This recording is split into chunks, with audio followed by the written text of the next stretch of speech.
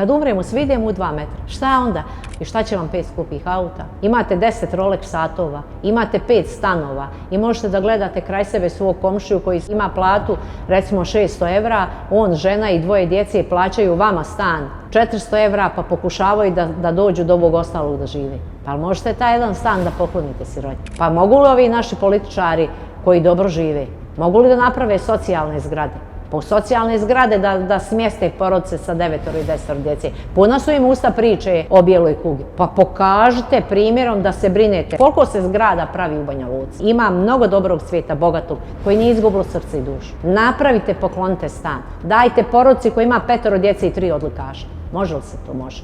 To vidite na ovom primjeru stipendija koje Srpsko sabranje Bašćanik organizuje. I hvala Bogu, ali može se još mnogo bolje, može se još mnogo više. Može se. Ništa nećemo odnijeti u grob. Nećemo.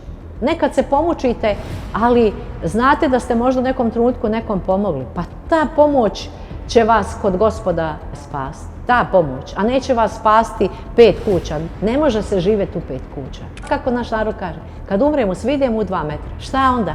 Postoji ono gore, ono nešto što je bitnije od ovog našeg prolaznog.